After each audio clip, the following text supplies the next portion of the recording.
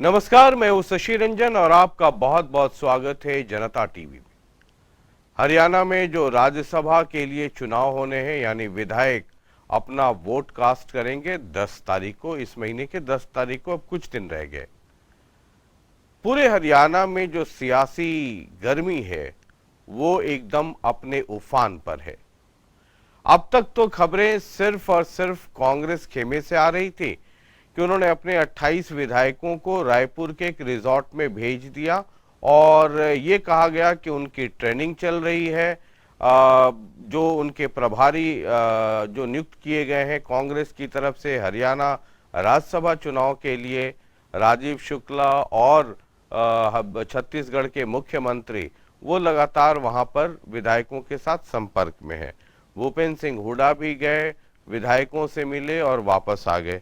बहुत हाय तौबा मच रही थी कि विधायकों को नजर बंद करके रखा गया है, किले में रखा गया है, कोई अंदर जा नहीं सकता, बाहर आ नहीं सकता।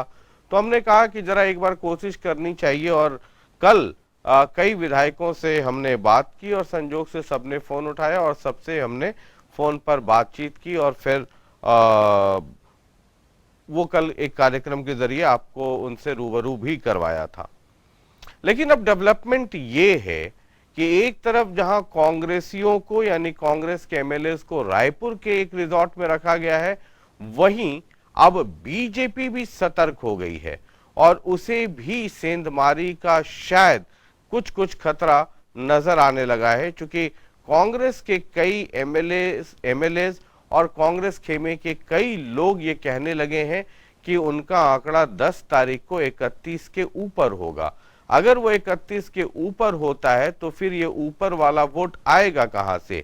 या तो वो जेजेपी से आएगा, बीजेपी से आएगा, या फिर वो इंडिपेंडेंट के थ्रू आएगा। अब बीजेपी ने फरमान जारी कर दिया और न्यू चंडीगढ़ कहते हैं, मोहाली का इलाका है, वहां के एक 7 स्टार होटल में बीजेपी के एमएलए, जेजेपी के एमएलए और वो जो 6 इंडिपेंडेंट जिसने बीजेपी सरकार को, जिन लोगों ने समर्थन दिया हुआ है, उन सबों के लिए फरमान जारी हो गया कि अब से कुछ देर बाद यानी 3 बजे का ही समय है, 3 से 4 के बीच में सभी लोग उस होटल में पहुंच जाएं और आने वाले 2-3 दिनों तक उस होटल में ही रहना है। इसका एक बहुत बड़ा मतलब है और उसे समझने के लिए सीधे हम रुख करना चाहेंगे अपने प्रधान संपादक डॉक्टर हिमांशु द्विवेदी जी का। बहुत बहुत स्वागत है हिमांशु जी आपका। धन्यवाद शशि जी। ये अब तक तो था कि रायपुर में किलेबंदी में यानी कि एक बाड़े बंदी के तहत कांग्रेस के एमएलए को रखा गया था। अब ये बीजेपी वालों को कौन सा खतरा नजर आने लगा है और पिछले 2 दिनों में कांग्रेस में जो कॉन्फिडेंस का लेवल बढ़ा है, क्या ये कारण हो गया कि बीजेपी या उनके सहयोगी जो जेजेपी है या उनके जो सहयोगी इंडिपेंडेंट्स हैं, वहां पर सेंधमारी का खतरा हो गया और सबको फरमान जारी कर दिया गया कि इकट्ठा हो जाइए होटल में? निश्चित रूप से शशि जी, 2-3 चीजें असल में इसमें बड़ी महत्वपूर्ण है। एक महत्वपूर्ण बात यह, अपने यहाँ कहावत है कि व्यक्ति अतीत के अनुभव से सीखता है। जी। तो जो कुछ आर के आनंद के निर्वाचन के समय पर हुआ था, उससे किसी और ने सीखा हो न सीखा हो, कांग्रेस ने बहुत कुछ सीखा। नतीजा यह है कि कांग्रेस ने समय से पहले ही अपने विधायकों को इकट्ठा किया और उनको 1000 किलोमीटर दूर भूपेश बघेल की सरकार के संरक्षण में रायपुर में बिठा दिया और व्यवस्था ऐसी बनाई कि इतनी आसानी से लोग संपर्क तो कर ले पर संपर्क से ज्यादा कुछ ना कर पाए। तो इतनी व्यवस्था बनाकर एक सुरक्षित स्थिति में कांग्रेस ने नैप को लाया है। अब भारतीय जनता पार्टी के प्रदेश अध्यक्ष ओम प्रकाश धनखड़ ये बोल रहे थे कि हमारे विधायक तो शेर हैं, खुले में घूम रहे हैं। वो शेर अब भेड़ बन के बाड़े में जाने की तैयारी हो गई है, ये हम सामने देख रहे हैं जी। ये शेरों का भेड़ में बदलना ही अपने आप में कांग्रेस की एक बड़ी सफलता आप मान सकते हैं। लेकिन जो कुछ जानकारियां इसके साथ में शशि जी जो आपके लिए महत्वपूर्ण हो सकती है, दर्शकों के लिए महत्वपूर्ण हो सकती है, वो ये है कि पिछले 1 हफ्ते से बैटल ग्राउंड छत्तीसगढ़ बना हुआ था, रायपुर बना हुआ था, मेफेयर का गोल्फ कोर्स बना हुआ था, क्लब हाउस बना हुआ था, वो अब बदलने वाला है। कल से खेल जो होगा वो चंडीगढ़ में ही होगा, क्योंकि अब तमाम रणनीतिकार चंडीगढ़ में बैठने जा रहे हैं। जानकारी यह है कि छत्तीसगढ़ के मुख्यमंत्री भूपेश बघेल, जिनको प्रभारी बनाया गया है इस राज्यसभा चुनाव के सिलसिले में कांग्रेस पार्टी के द्वारा, जी। वह कल चंडीगढ़ पहुंच रहे हैं। हम्म। उनके लिए व्यवस्था हो चुकी है और वह कल विशेष विमान से पहुंच जाएंगे। अभी जब आप ये कार्यक्रम कर रहे हैं, इस समय पर क्लब हाउस में बैठक चल रही है, जिसमें बैठकर ये तय किया जा रहा है कि इन विधायकों को कल मुख्यमंत्री भूपेश बघेल के साथ ही चंडीगढ़ ले जाया जाए या भाजपा पर इतना भरोसा ना किया जाए और बेहतर हो कि इनको परसों लाया जाए। तो इसके संदर्भ में भी फैसला कुछ देर में होने की उम्मीद है। इस समय वह बैठक शुरू हो चुकी है, जिसमें इस रणनीति को अंजाम देना है।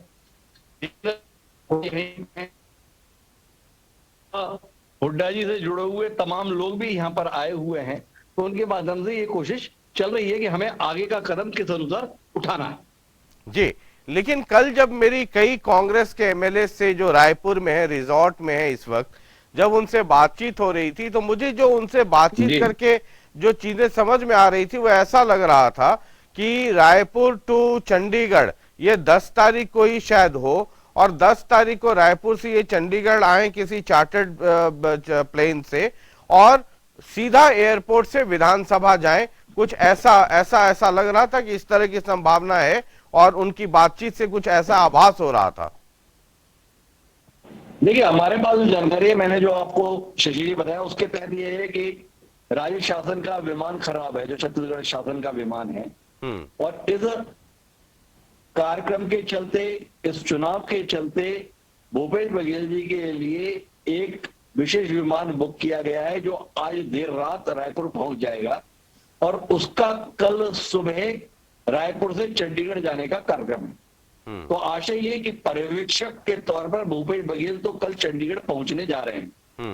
अब जब चंडीगढ़ भूपेश बघेल ही पहुंच जाएंगे, तो विधायकों को रायपुर में बिठाए रखना है या भूपेश बघेल की कप्तानी में उनको चंडीगढ़ ले जाना है, ये तय करने की बात है। हम उम्मीद करते हैं कि आज शाम तक इस संदर्भ में तथ्यात्मक रूप से बताने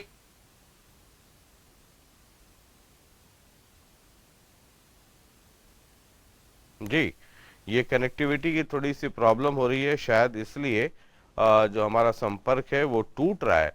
लेकिन जो अपडेट है लगातार इस वक्त, जैसा हिमांशु जी बता रहे थे कि रायपुर में जहां पर ये जिस रिजॉर्ट में इन्हें ठहराया गया है कांग्रेस के एमएलए को, वहां पर एक बैठक चल रही है। जी वापस आ गए जी।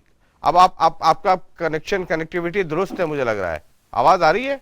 जी जी, जी, आप कुछ कह रहे थे। तो मैं यही बता रहा था कि भूपेश बघेल के लिए विशेष विमान बुक हो चुका है। वो विशेष विमान आज रात रायपुर पहुंचने वाला है और कल सुबह उसका रायपुर से चंडीगढ़ जाने का कार्यक्रम है। जी, तो ये जानने में दिलचस्पी हम सबकी है कि क्या भूपेश बघेल अकेले ही चंडीगढ़ पहुंच जाएंगे या बाकी जो तमाम मेहमान यहाँ पर एक हफ्ते से रुके हुए हैं उनको भी अपने साथ लेकर जाएंगे। तो इसका फैसला आज शाम तक होने की उम्मीद शशि जी हम कर रहे हैं। जी, अच्छा, ये जो बीजेपी, जेजेपी और इंडिपेंडेंट, ये कुल मिला के 25 होते हैं।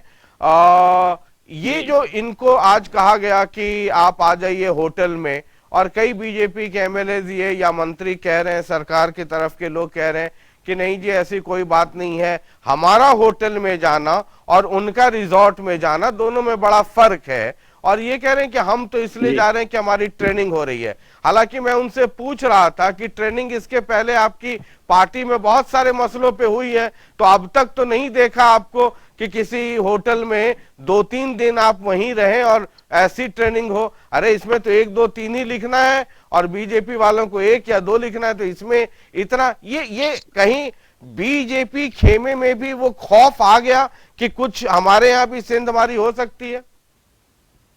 देखिए, अंतरात्मा की आवाज के संदर्भ में आह्वान हर ओर से आ रहा है। कार्तिकेय शर्मा जी ने भी कहा है कि अंतरात्मा की आवाज पे वोट कीजिएगा। कुलदीप बिश्नोई ने भी कहा है अंतरात्मा की आवाज पे वोट कीजिएगा। भारतीय जनता पार्टी भी कह रही है अंतरात्मा की आवाज पर कांग्रेस के विधायक वोट करें। तो अब अंतरात्मा की आवाज तो भाजपा के नेताओं के पास भी है, अंतरात्मा जेजेपी के लोगों के पास में भी है, और अंतरात्मा निर्दलीय के पास में भी है। तो कौन अंतरात्मा की आवाज सुन लेगा, इसको लेके खतरा पैदा हो गया शशि जी।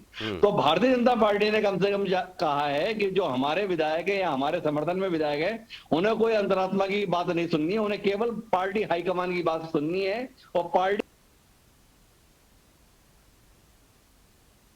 और के द्वारा आवाज ना सुनेगा तो इसके लिए ये व्यवस्था है। पर इसीलिए कहा जाता है शशि कि जरूरत से ज्यादा बड़ी बात नहीं करनी चाहिए। ओम प्रकाश धनखड़ जी जो 4 दिन पहले बता रहे थे कि हमारे विधायक तो खुले शेर हैं, कहीं भी घूम रहे हैं, उनको अब भेड़ बनाकर क्यों बाड़े में रखा जा रहा है, ये सवाल जब ओम प्रकाश धनखड़ जी से आप करेंगे तो हम सबकी जानने में दिलचस्पी होगी शशि जी कि वो उसका जवाब क्या देंगे। अच्छा, आज एक इंटरेस्टिंग चीज और हो गई, क्योंकि अगर आप कार्तिकेय शर्मा के दृष्टिकोण से देखें तो 9 एक्स्ट्रा एमएलए है बीजेपी के, 10 जेजेपी के, अगर 10 के 10 सब गए तो राजनीतिक हलकों में और गलियारों में इसको लेके बहुत जबरदस्त चर्चा हो रही है।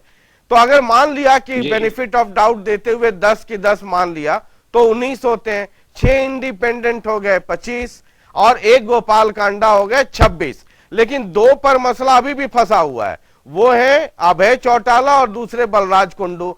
एक नयनपाल रावत साहब है, बड़बोले नेता है, इंडिपेंडेंट एमएलए हैं, आज उन्होंने स्टेटमेंट दे दिया कि बलराज कुंडू हमारे साथ हैं, डेली बात हो रही है और उनका समर्थन है। बलराज कुंडू ने सेकंड नहीं लगाया और तड़ाक तड़ ट्वीट किया कि मैं किसी का कठपुतली नहीं हूं और अपने विवेक से वोट दूंगा। मैं बड़ा उनके कुरेद रहा था कि भाई मित्रवती बता दो कि 10 के पहले क्या होगा, तो उन्होंने कहा कि शशि जी सबसे पहले जनता टीवी को बता देंगे कि कहां दे रहे, लेकिन आज की तारीख में अभी मेरा विवेक जो है वो काम पर लगा हुआ है, वो ढूंढ रहा है। ये देखिए, ये जो 2 आंकड़ा है 26 से 28 नहीं हो रहा है अभी। देखिए शशि, कुल मिलाकर लोग अपनी अंतरात्मा की आवाज सुनने के लिए कोशिश कर रहे हैं जी। अब वो आवाज कैसे आए इसके लिए दोनों पक्ष प्रयत्नशील हैं जी। जैसे सुभाष चंद्रा जी राजस्थान में जाकर बोल रहे हैं कि 8 लोगों ने अंतरात्मा की आवाज सुन ली है, उन्होंने कहा 8 लोग क्रॉस वोटिंग करेंगे। कार्तिकेय शर्मा शायद अभी तक अंतरात्मा की आवाज जगा नहीं पाए हैं, हमें थोड़ा इंतजार करना चाहिए, तब जाके शायद कहीं से सुनाई दे कि अंतरात्मा की आवाज सुनाई दे गई है। पर भूपेंद्र सिंह हुड्डा के संदर्भ में एक बात जो महत्वपूर्ण है शशि जी, वो ये है कि ये चुनाव दरअसल अब अजय माकन का चुनाव रह ही नहीं गया। अजय माकन कहीं विषय ही नहीं रह गए। अजय माकन तो समझिए एक मोहरे के तौर पर ही, कुल मिलाकर इस चुनाव का परिणाम जो भी होगा वो अजय माकन की जीत हार के तौर पर नहीं बल्कि भूपेंद्र सिंह हुड्डा की जीत हार के तौर पर होगी। तो भूपेंद्र सिंह हुड्डा एक राज्यसभा के संदर्भ में कोशिश नहीं कर रहे हैं बल्कि वह 2024 के विधानसभा चुनाव के लिए कोशिश कर रहे हैं। वो ये जताने की कोशिश कर रहे हैं, ये बताने की कोशिश कर रहे हैं, ये मनवाने की कोशिश कर रहे हैं कि हरियाणा में कांग्रेस के संदर्भ में केवल एक ही नाम विकल्प के तौर पर है, वो भूपेंद्र सिंह हुड्डा। जानने में जो हम सबकी दिलचस्पी है वो ये है कि एक आदमी खुले तौर पर उन्हें चुनौती दे रहा है। शैलजा जी चुनौती देना चाहती हैं लेकिन वो कहीं सामने नहीं है, किरण चौधरी जी चुनौती देना चाहती हैं लेकिन वो भी कहीं सामने नहीं है, और भी किसी नाम का जिक्र कर लीजिए कोई सामने नहीं आ रहा। एक नाम केवल सामने आ रहा है, वो नाम कुलदीप बिश्नोई का है। कुलदीप बिश्नोई अपने एक वोट की कीमत पैसों की शक्ल में नहीं बल्कि प्रदेश अध्यक्ष की कुर्सी से उदय भान की रवानगी के तौर पर चाहते हैं। रोज खबर आ रही है कि वो राहुल गांधी से आज मिलेंगे, राहुल गांधी से कल मिलेंगे, लेकिन राहुल गांधी से मुलाकात की कोई फोटो अभी तक तो हमारी जानकारी में आई नहीं है। तो कुल मिलाकर हर तरफ से कोशिश है। भूपेंद्र सिंह हुड्डा संभावित नुकसान से बचने के लिए सेंधमारी की कोशिश में है। उनकी सेंधमारी कहीं ना कहीं जेजेपी निर्दलीय के संदर्भ में असर दिखा रही है, भाजपा को खतरा महसूस हो रहा है। तो कुल मिलाकर शशि जी आप भूपेंद्र सिंह हुड्डा की यह सफलता मान सकते हैं कि उनकी कोशिशों ने भाजपा को मजबूर कर दिया अपने शेरों को भेड़ के रूप में स्वीकार करने के लिए। ये जो आपको होटल में पहुंचते हुए विधायक दिख रहे हैं, इसके मायने हैं कि भूपेंद्र सिंह हुड्डा के प्रयास परवान चढ़ रहे हैं। मैं उसमें एक चीज और जोड़ता हूं, कुलदीप बिश्नोई जिस तेवर में थे और अपने ही साथ जनता टीवी पर एक्सक्लूसिव बातचीत उनकी थी, उसके अलावा और कहीं है नहीं, उसमें बहुत दमखम के साथ कह रहे थे कि राहुल गांधी से हम मिलेंगे और प्रदेश अध्यक्ष फलाना ढिमकाना, तमाम तरह की जो बातें हैं। लेकिन मैं आपको जो अंदरूनी सोर्सेज हैं उनके हवाले से बता दूं कि राहुल गांधी के यहां ये लगातार प्रयास कर रहे हैं। अजय माकन जब पहली बार कुलदीप बिश्नोई से मिलने गए तो कुलदीप बिश्नोई ने कहा कि आपकी सारी बातें मानूंगा, लेकिन पहले राहुल गांधी से मिलवाइए। अजय माकन कह के चले गए, ठीक है बात करता हूं। राहुल गांधी को वापस वतन, उनकी वतन वापसी के कई दिन हो गए हैं, वो पंजाब मूसेवाला के यहां घूम आए और ये लगातार आस लगाए बैठे हैं कि मुलाकात हो।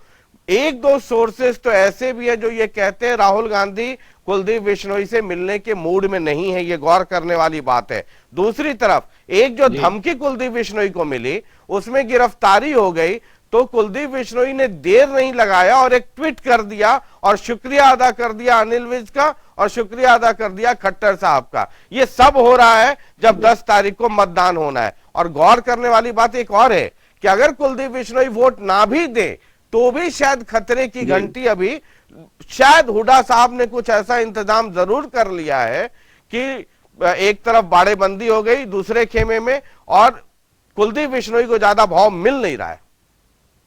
देखिए शशि जी, क्या है कुलदीप बिश्नोई किसको धन्यवाद दे रहे हैं वो अभी इतना मायने नहीं है। जानने में दिलचस्पी तो ये है कि क्या कोई जना कुलदीप बिश्नोई को धन्यवाद देगा? क्या 10 तारीख को ऐसा कुछ होगा कि मनोहर लाल खट्टर और दुष्यंत चौटाला कुलदीप बिश्नोई को धन्यवाद दें या अजय माकन कुलदीप बिश्नोई को धन्यवाद दें? कुलदीप बिश्नोई आज किससे शिकायत कर रहे हो, किसको धन्यवाद दे रहे हैं, इसमें किसी की दिलचस्पी नहीं है। दिलचस्पी तो इसी बात में है कि 10 तारीख को क्या कुलदीप बिश्नोई किसी भूमिका में रहेंगे। कुलदीप बिश्नोई का अतीत यह है जो बताता है कि उन्हें ना तो समय की समझ है ना ही सियासत की समझ है।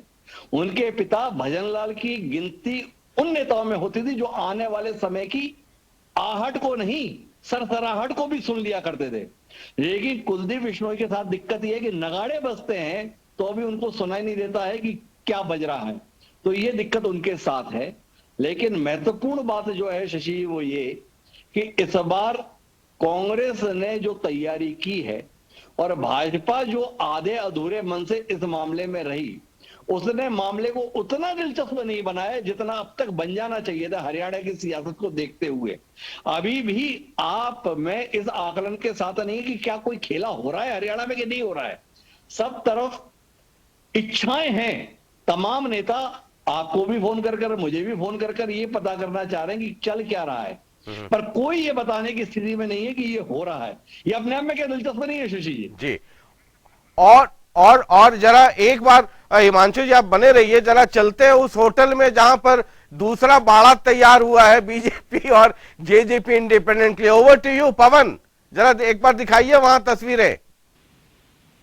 हाँ बिल्कुल, देखिए हम इस वक्त चंडीगढ़, न्यू चंडीगढ़ में जो सुखविला होटल है वहां पर है। अभी विधायक जिनकी यहाँ पर बैठक होनी है, कार्यक्रम जो रखा गया है, ट्रेनिंग के नाम से ये कार्यक्रम रखा गया है, ये अभी विधायक पहुंचना शुरू नहीं हुए, लेकिन जो स्टाफ है वो आ चुका है। तमाम विधायक पहुंचना शुरू नहीं हुए लेकिन जो स्टाफ है वो आ चुका है। तमाम तैयारियां जो है वो यहाँ पर नजर आ रही है। थोड़ी देर बाद यहाँ पर शुरू हो जाएगी। ये वो प्रॉपर्टी है जहाँ पर ये बैठक होनी है, लेकिन जो होटल के प्रबंधक हैं वो पूरी तरह से जो है वो इनकार कर रहे हैं कि मीडिया की अनुमति नहीं है, आप यहाँ नहीं आ सकते हैं, ये प्राइवेट प्रॉपर्टी है, इसमें आप दाखिल नहीं हो सकते। लेकिन आप ये तस्वीरें देख सकते हैं, जो यहाँ की गहमा गहमी है, जो हलचल है, वो आप देख सकते हैं कि ये जो प्रॉपर्टी है, इस प्रॉपर्टी पर ये कह रहे हैं कि यहाँ पर कोई बैठक नहीं है। यानी जो एक रहता है किसी भी जगह पर कार्यक्रम है और वो वहाँ पर मीडिया को अगर मतलब जो रायपुर में हो रहा है वही, उसके मुताबिक जो रायपुर में हो रहा है वही न्यू चंडीगढ़ में हो रहा है, जो वो पूरी तरह से जो रायपुर में हो रहा है वही यहाँ हो रहा है ना, इसका मतलब।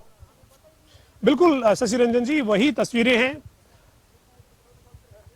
जी। बिल्कुल शशि रंजन जी, वही तस्वीरें यहाँ की भी है, जो रायपुर छत्तीसगढ़ की तस्वीरें हैं, उसी तरीके की लगभग तस्वीरें हैं। और ये जो प्रॉपर्टी आप देख रहे हैं, यही प्रॉपर्टी है जो सुखविला के नाम से न्यू चंडीगढ़ में बनी हुई है। ये तस्वीरें इस वक्त हम जनता टीवी पर हमारे दर्शकों को तो दिखा रहे हैं। यहीं पर 2 दिन जो है वो विधायक तमाम रहने वाले हैं और जो है वो ये जो है वो प्रॉपर्टी जो है यहाँ पर एक तरह से होटल के जो प्रबंधक हैं हिमांशु जी पूरी तरह से जो है हिमांशु जी इस वक्त रायपुर में है, मैं इस वक्त दिल्ली में हूँ और पवन इस वक्त चंडीगढ़ में है। तो रायपुर टू चंडीगढ़ की पूरी कहानी भया दिल्ली, ये पूरी हो जाती है अपने स्क्रीन पर। हिमांशु जी आप कुछ पूछना चाहेंगे, जानना चाहेंगे पवन से? वही जानने में दिलचस्पी ये है कि यहाँ पर केवल विधायकों को रखा जाएगा या माननीय मंत्रियों के संदर्भ में भी इंतजाम है? या विधायकों के प्रति अविश्वास है और मंत्रियों पर विश्वास है? थोड़ा ये इसके संदर्भ में आपको कोई जानकारी है? पवन कुछ कह रहे हैं, ओवर टू यू पवन।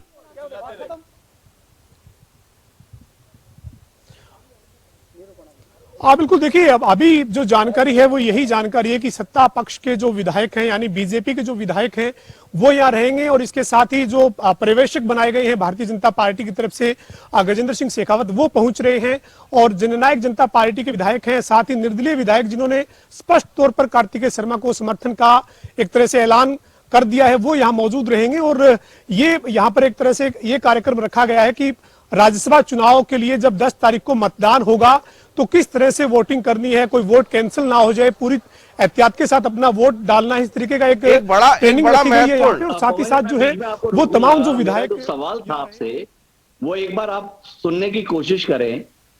सवाल ये है कि यहाँ रुकने की व्यवस्था जो की गई है वो केवल माननीय विधायकों के लिए है या सरकार के सम्माननीय मंत्रियों को भी यही रहना पड़ेगा? क्योंकि अगर मंत्री यहां नहीं रहते हैं तो इसका संदेश ये जाएगा कि पार्टी हाईकमान, चाहे वो जेजेपी का है चाहे भारतीय जनता पार्टी का है, उसे अपने मंत्रियों पे भरोसा है कि वो तो वोट निर्दलीय प्रत्याशी को ही देंगे या जिसको कहा गया उसे देंगे। अविश्वास के दायरे में केवल विधायक हैं, इसलिए उन्हें खुला नहीं छोड़ा जा सकता। तो आपसे समझना ये चाहता हूं कि अविश्वास केवल विधायकों के संदर्भ में या मंत्रियों के संदर्भ में भी है? तो ये कोई जानकारी आपके पास है कि मंत्रियों को भी यहां रुकना पड़ेगा, बाध्यता है कि नहीं है?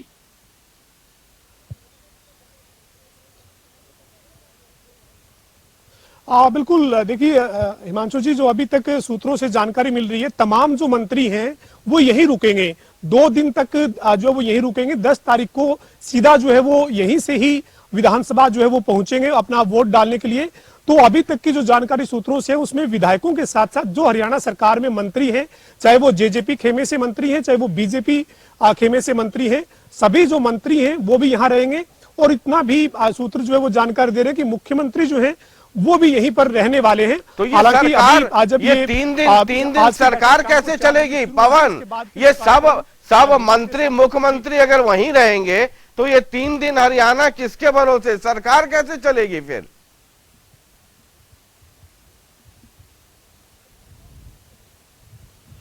बिल्कुल शशि रंजन जी, बड़ा सवाल है कि ऐसी क्या स्थितियां पैदा हुई है कि एक राज्यसभा में निर्दलीय उम्मीदवार जो है उनको समर्थन करने के बाद एक जगह एक वाड़ेबंदी जो है वो सरकार की हो गई है। पहले सरकार जो है बीजेपी जो है वो कांग्रेस की वाड़ेबंदी पर सवाल खड़े कर रही थी, कांग्रेस के भीतर घात पर निशाना साध रही थी, लेकिन अब खुद सरकार जो है वो अपने आप को घेरे में लेने जा रही है और 2 दिन के लिए यहाँ पर रुकने के ठहरने के सारे इंतजाम किए जा रहे हैं। बैठक के साथ साथ ओरिएंटेशन कार्यक्रम, एक तरह से विधायकों को ट्रेनिंग दिए जाने की बात की जा रही है राज्यसभा चुनाव में मतदान को लेकर। लेकिन सवाल यही है कि आखिरकार क्या इन 2-3 दिनों में फिर तमाम जो सरकारी कामकाज है या सरकार के जो जरूरी अजीब सी बात है कि भारतीय जनता पार्टी की पिछले 8 सालों से हरियाणा में सरकार है और 8 साल हो जाने के बाद भी भारतीय जनता पार्टी या जननायक जनता पार्टी को ये भरोसा नहीं है, ये यकीन नहीं है कि उनके ये जो सम्माननीय विधायक हैं इनको अपना वोट भी ढंग से डालना आएगा। अब हद देखिए, ये जनता से वोट के संदर्भ में बात करते हैं, जनता को बताते हैं कि अपने वोट का सही इस्तेमाल कीजिए, वोट तरीके से डालिए, और जो चुने हुए विधायक हैं लाखों वोट जिनको मिलते हैं उनके संदर्भ में ये संशय है कि इनको अपना वोट ढंग से डालना है कि आता है कि नहीं आता है, इसलिए प्रशिक्षण दिया जा रहा है। क्या आपको अपने आप में लोकतंत्र का एक मजाक दिखाई नहीं दे रहा है? और दूसरा सवाल ये भी है, एक पहलू है कि 2 लोग हैं, आपने सारे इंडिपेंडेंट को बुला लिया, बलराज कुंडू जो हैं वो खूंटा गाड़ कर करके मैदान में है। आज मेरी बात हो रही थी, मैंने कहा परवरदिगार कब पहुंचेंगे आप चंडीगढ़? बोले आज रात में पहुंच जाऊंगा, कल चंडीगढ़ आइए, कल हो जाएगा फैसला, कल तक मेरा विवेक जो है वो बता देगा कि किधर जाना है, इधर या उधर जाना है। और उधर वही कहानी अभय चौटाला के साथ भी है। अब on a very serious note, अगर अभय चौटाला और बलराज कुंडू, मान लीजिए एक विकल्प ये भी है, अभी तो हम लोग विकल्पों पे ही बात कर सकते हैं, संभावनाओं पे ही कर सकते हैं, अगर इन दोनों ने वो काम किया जो हुड्डा साहब ने पिछली बार किया था। हुड्डा साहब ने मेरे इंटरव्यू में वो अपने यहाँ जो चला उसमें उन्होंने कहा कि पूरे कांग्रेस ने बड़ी ईमानदारी से वोट दिया था, ये इंक कैसे बदल गया, क्या हो गया, सिवाय एक उनका कोट अनकोट पूरे कांग्रेस ने बहुत ईमानदारी से आर.के. आनंद को वोट दिया था, सिवाय मुझे छोड़कर मैंने किसी को नहीं दिया था। अब ये कहानी मुझे बहुत कुछ लग रहा है, अब क्या होगा 10 को तो पता नहीं, nothing can be said about politics की लास्ट मोमेंट क्या होता है, लेकिन हो सकता है ये रास्ता अगर अभय चौटाला और बलराज कुंडू ने अपना लिया तो कार्तिकेय शर्मा का वो आंकड़ा 26 पे जाके रुकता है, और कांग्रेस को अगर उनको सेंधमारी करनी है तो कम से कम 4 लेकर के 3 या 4 लेकर के जाना पड़ेगा।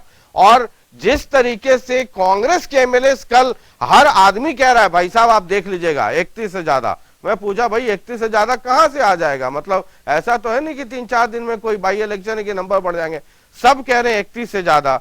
हुड्डा साहब जाते हैं वहां मिल करके वापस दिल्ली आ जाते हैं, और उनके दिल्ली आते, इस पे भी गौर कीजिए, उनके दिल्ली आते ये बाड़ेबंदी हो गई।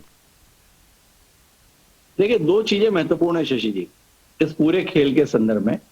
कार्तिकेय शर्मा की उम्मीदवारी ने ही इस मामले को दिलचस्प बनाया, लेकिन अभी तक इस बात को लेकर स्पष्टता नहीं है कि क्या भारतीय जनता पार्टी कार्तिकेय शर्मा को केवल समर्थन देना चाहती है या वाकई उन्हें राज्यसभा का चुनाव जितवाना चाहती है। लगातार कांग्रेस से जुड़े हुए हमारे मित्र भी ये सवाल कर रहे थे, भाजपा कुछ कर नहीं रही, ऐसा लग नहीं रहा कि चाह रही है। अब इस घटनाक्रम से पहली बार लगा है कि भाजपा भी शायद कुछ करना चाह रही है। 2 स्थितियां इसके संदर्भ में है। क्या भारतीय जनता पार्टी को यह आशंका है कि जो उसके पूरे वोट है वो उस तक रह पाएंगे, नहीं रह पाएंगे, इसलिए ऐसा कर रही है, या कल रात भाजपा ने तय किया है कि कार्तिकेय शर्मा को केवल समर्थन नहीं देना है बल्कि जिताने की कोशिश भी करनी है, और चूंकि जिताने की कोशिश करनी है तो फिर जाके बाकी इंतजाम भी करना है। ये बलराज कुंडू अगर ये बोल रहे हैं कि कल तक मैं अपनी अंतरात्मा की आवाज सुन लूंगा, तो कुल मिलाकर दोनों पक्षों से प्रस्ताव क्या मिल रहा है उसके नापतोल का विषय है। अभय चौटाला जी के भी यही तय करने का विषय है कि दोनों तरफ बात क्या कही जा रही है, हर वोट के संदर्भ में एवज में क्या, किस रूप में, जनता के लिए, स्वयं के लिए, भविष्य की राजनीति के लिए, इसके संदर्भ में प्रस्ताव क्या है, उस प्रस्ताव का दरअसल इंतजार है जी। जैसा प्रस्ताव होगा उसके अनुसार निर्णय ले लिया जाएगा। अगर दोनों ही दृष्टियों से प्रस्ताव कोई आकर्षक नहीं हुआ तो आप तय मानिए कि ये दोनों महानुभाव अपने वोट को या तो इस्तेमाल ही ना करें या वोट के साथ कुछ ऐसा करें जिसके तहत वोट किसी गिनती में ही नहीं आए, तो आप इसके संदर्भ में भी अचंभित नहीं होंगे। और इस बात की प्रबल संभावना है कि इन दोनों ही महानुभावों को कोई प्रस्ताव तभी मिलेगा जब एक पक्ष या तो पूरी तरीके से आश्वस्त होगा या एक पक्ष पूरी तरीके से आशंकित होगा। अगर कांग्रेस के रणनीतिकारों को यह लगा कि हमारी जीत संदेहास्पद है, सशंकित है, तो ही बलराज कुंडू या अभय चौटाला की मनोज शर्मा को जिस क्षण लगेगा कि मैं डी तक पहुंच गया, अब केवल गोल करना बचा है, तो ही वो बलराज कुंडू या अभय सिंह चौटाला के संदर्भ में कोई प्रयास करेंगे, क्योंकि इनको हैंडल करना अपने में बड़ी चुनौती है। बाकी से आप बात कर सकते हैं, पर अभय चौटाला से क्या बात करोगे, कैसे बात करोगे, ये आपको बहुत पहले सोचना पड़ेगा। इतना इजी कोई मामला नहीं है कि आप अभय चौटाला के पास गए और बात कर ली और राजी होकर आ गए। तो पर्सनैलिटी ऐसी है ना। फिर जेजेपी का साथ कार्तिकेय शर्मा के लिए बोलते समय ये तय करना मुश्किल है कि भतीजों के संदर्भ में वो उन्हें बोलेंगे क्या, भतीजों से जीतने के बाद क्या व्यवहार रखेंगे और चाचा से क्या व्यवहार रखेंगे, ये संकट है ना। तो मामला थोड़ा पेचीदा। ये दोनों के लिए पेचीदगी है, बलराज कुंडू के लिए भी और अभय के लिए भी। अभय और इन दोनों के लिए जैसे बलराज कुंडू अब वो कांग्रेस में जाते हैं तो महम की पॉलिटिक्स आड़े आती है, वहां आनंद सिंह दांगी है जो हुड्डा साहब के बड़े करीबी हैं। अब वो बीजेपी में उधर खट्टर साहब है जहां 36 का आंकड़ा है, उधर अब एक निर्दलीय बच गया, उसको भी बीजेपी ने समर्थन दे दिया। तो बलराज कुंडू की तो स्थिति ये है कि किधर जाए कुछ समझ में नहीं आ रहा। जो आपकी बात थी प्रस्ताव, अब प्रस्ताव का एक बड़ा व्यापक मतलब होता है, तो दर्शकों को वो समझना चाहिए कि प्रस्ताव भिन्न भिन्न प्रकार के होते हैं, तो उन प्रस्तावों पे अब हो सकता है वो गौर फरमाना हो। यही हालत अपने बिल्लू की है, यानी कि अभय की है। एक तरफ भतीजे ने समर्थन दे दिया, एक तरफ बीजेपी ने दे दिया, एक तरफ हुड्डा ने दे दिया। अब वो है, वो कह रहे थे मुझे कि चौटाला साहब से पूछूंगा, फिर 9 तारीख को फैसला लूंगा। हमने कहा काहे का चौटाला साहब, घर की पार्टी है, घर में रिजोल्यूशन लाना है, घर में फैसला करना है और वो फैसला बाहर सुना देना है। मतलब इसमें इतना, और ये लोग समझते हैं कि पब्लिक समझती नहीं है, इतना असल में इसीलिए खेल वो जी। प्रस्ताव का ही है। यस, तो 9 तारीख तक का जो समय खींचा जा रहा है वो इसलिए है क्योंकि आखिरी मौके पर ही सबसे आकर्षक प्रस्ताव प्रस्तुत होता जी। है। पहले में तो चला चली का माल होता है, तो शुरुआत में अगर आपने कर लिया तो बाद में मलाल रहेगा कि हाँ। प्रस्ताव इससे भी बेहतर हो सकता था। जी। तो कुल मिलाकर कल का दिन बड़ा दिलचस्प होगा। हाँ। अगर भूपेश बघेल और राजीव शुक्ला कल चंडीगढ़ पहुंच रहे हैं तो आप उसको इस दृष्टि से भी देख सकते हैं कि अपने लोगों को सुनिश्चित कर लिया, सुरक्षित कर लिया, और दूसरे के खेमे में भी कुछ प्रस्ताव देकर अगर कुछ संभव है तो उस कोशिश को करने में हर्ज क्या है। और बीच अगर कांग्रेस पार्टी अपने प्रत्याशी अजय माकन को 31 के मुकाबले 32 या 33 वोट दिला पाने में भी कामयाब होती है तो ये अपने आप में भारतीय जनता पार्टी की कंवरलाल जी के जीतने के बावजूद भी एक बड़ी हार होगी। तो इसलिए अब जो कोशिश है वो इस संदर्भ में अपनी अपनी संभावित हार को टालने की है। भाजपा जो यहां पर आई है उसे कंवरलाल जी के संदर्भ में यहां पर नहीं आना पड़ा है, उसे अपनी साख के लिए यहां पर अपने विधायकों को इकट्ठा करना पड़ा है। तो कुल मिलाकर कल का दिन बड़ा दिलचस्प रहेगा शशि जी, हम कल तक इंतजार करेंगे। चलिए, बहुत बहुत शुक्रिया हिमांशु जी। और चलते चलते सिर्फ पवन एक सवाल, वहां जो कमरों की बुकिंग हुई है उसमें अभय चौटाला और बलराज कुंडू के नाम की कोई बुकिंग तो नहीं है ना?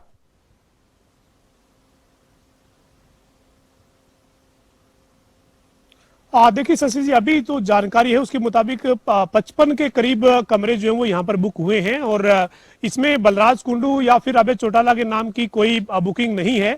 इसके साथ साथ अन्य भी यहाँ पर कोई दूसरे लोगों की बुकिंग ना हो पाए, ये भी सुनिश्चित किया गया है कि यहाँ पर एक तरीके से पूरा वीवीआईपी बुकिंग की कैटेगरी है, लिहाजा कोई दूसरी सामान्य बुकिंग यहाँ ना हो। और साथ ही साथ जो दो नाम आपने लिए अभय चौटाला और बलराज कुंडू, उनके नाम की भी कोई बुकिंग नहीं है और अभी किसी के नाम पे कमरे की एलोकेशन नहीं की गई है, केवल 55 के करीब हिमांशु जी पूछ लीजिए, समय की अब कमी है। उसकी बात सामने हिमांशु जी कुछ पूछना चाह रहे हैं। मैं संक्षिप्त बात करना चाहूंगा, ये कमरों की बुकिंग ही आने वाले समय का एहसास करा रही है शशि जी।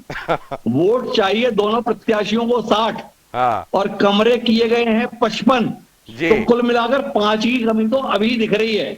मामला खतरे की घंटी के संदर्भ में है, इस घंटी को सुनने की कोशिश कीजिए, बस इतना ही कहना था मुझे। चलिए, बहुत बहुत शुक्रिया, बहुत बहुत शुक्रिया। और कांग्रेस खेमे में तो एक भूपेंद्र सिंह हुड्डा थे, ऊपर से आइस टॉपिंग हो गई है। मतलब छत्तीसगढ़ के मुख्यमंत्री जो अपने आप में तिगड़म काफी, मतलब राजनीति उसको क्या कहें, पीएचडी, वो शायद सही शब्द नहीं आ रहा और जो मुंह में शब्द आ रहे हैं वो बोलना ठीक नहीं है, और ऊपर से राजीव शुक्ला। चलिए, मामला बहुत दिलचस्प है, हम लगातार नजर बनाए रखेंगे और हर अपडेट से आपको वाकिफ कराते रहेंगे। बहुत बहुत शुक्रिया, नमस्कार। लगातार देखते रहिए जनता टीवी। बहुत बहुत शुक्रिया, नमस्कार।